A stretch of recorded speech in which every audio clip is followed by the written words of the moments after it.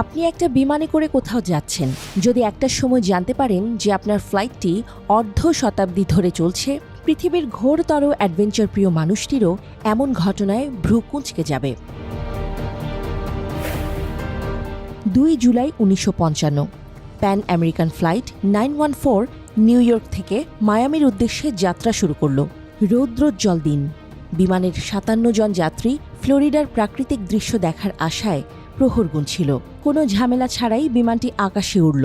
3 ঘণ্টা পর অবতরণ করার কথা, কিন্তু নির্দিষ্ট সময় পরও এর কোনো দেখা পাওয়া যায়নি। মায়ামিতে কন্ট্রোল টাওয়ারের রাডার এই বিমানটির কোনো চিহ্ন খুঁজে পায়নি। যখন নিউ ইয়র্কে যোগাযোগ করা হলো, তখন জানা গেল আকাশপথেই হারিয়ে গেছে ফ্লাইট 914। রেডিওর মাধ্যমে পাইলটের সাথে যোগাযোগ করতে ব্যর্থ হয় এয়ার ট্রাফিক কন্ট্রোলের কর্মকর্তারা। আকাশেই হারিয়ে যায় ফ্লাইটটি। বিমানে থাকা একজন মানুষেরও কোনো সন্ধান পাওয়া যায়নি। তদন্ত শুরু হলো। নিউ ইয়র্ক থেকে আটলান্টিক মহাসাগর পাড়ি দিয়ে ফ্লোরিডায় পৌঁছতে হয়। একটা ব্যাখ্যা হতে পারে যে বিমানটি তার যাত্রাপথে বিধ্বস্ত হয়েছিল। উদ্ধারকারী দল চিরুনি অভিযানে নামল, কিন্তু কোথাও কিছুর হদিস মিলল না। 61 জন মানুষ যেন একেবারে হাওয়ায় মিলিয়ে গেল। এই কেসটার কখনো সমাধান পাওয়া যায়নি। একটা আনুষ্ঠানিক বিবৃতি দেয়া হয়েছিল, যেখানে বলা হয় বিমানটি বিধ্বস্ত হয়েছিল আর যাত্রীরা সবাই মারা গেছে। প্রকৃতপক্ষে কি ঘটেছিল ফ্লাইট 914 এর সাথে কেউই বলতে পারেনি। 37 বছর পরের কথা, 9 সেপ্টেম্বর 1992 ভেনেজুয়েলার কারাকাস বিমানবন্দর। কন্ট্রোল টাওয়ারের রাডারে একটি অপরিচিত বিমানের অস্তিত্ব ধরা পড়ে। বিমানের পাইলট তাদের বিমানটি সেখানে অবতরণ করানোর অনুমতি চায়। তারা জানায় তাদের ফ্লাইট নাম্বার 914 এবং এই বিমানে 4 জন ক্রু সহ 57 জন যাত্রী রয়েছে এবং 22 জুলাই 1955 তারিখে নিউ ইয়র্ক থেকে মায়ামির উদ্দেশ্যে যাত্রা শুরু করেছিল।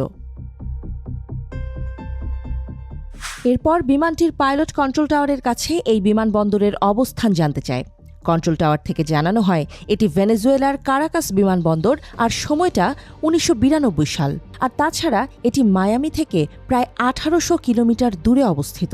এটা জানার পর পাইলট এবং সহকারী পাইলট খুবই বিস্মিত হন এবং তারা বলতে থাকেন, oh my God, how is it possible.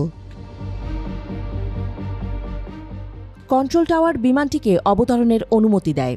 বিমানটি যখন মাটির কাছাকাছি চলে আসে, তখন দেখা যায় সেটি একটি চার্টার DC-4 এয়ারক্রাফট। পাইলটদের কথাবার্তা থেকে বোঝা যাচ্ছিল তারা খুবই অবাক হয়েছেন এখানকার বিমানবন্দর এবং বিমানগুলো দেখে, যেন এগুলো বিমান নয়, বরং কোনো ভিনগ্রহী এলিয়েনদের স্পেসশিপ। রানওয়ে স্পর্শ করার পরপরই পাইলট দুজন সিদ্ধান্ত নেন তারা এখানে অবতরণ করবেন না।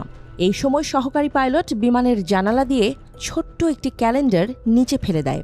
পরক্ষণেই তারা আবার উড্ডয়ন করে এবং ধীরে ধীরে রাডারের সীমানার বাইরে চলে যায়। এরপর বিমানটি কোথায় গিয়েছে তা আর কখনো জানা যায়নি। ওই ঘটনার পর আমেরিকার তদন্তকারী সংগঠন FBI এই ঘটনার সাথে সম্পৃক্ত সকল প্রকার তথ্য উপাত্ত সর্বোচ্চ গোপনীয়তার সাথে তাদের আয়ত্তে নিয়ে নেয়। এই সম্পর্কে আর কিছুই জানা যায়নি। DC-4 বিমানটির পাইলটের ফেলে দেয়া ক্যালেন্ডারটি ছিল 1955 সালের। 1955 সালে হারিয়ে যাওয়া বিমান কিভাবে 37 বছর পর কয়েক মিনিটের জন্য 1992 সালে ফিরে এলো? এই 37 বছর তারা কোথায় ছিল? বিমানে অবস্থানরত 61 জন মানুষের প্রত্যেকেই কিভাবে এতগুলো বছর জীবিত রয়েছে? এরকম হাজারো প্রশ্নের কোনো উত্তর আজও মেলেনি।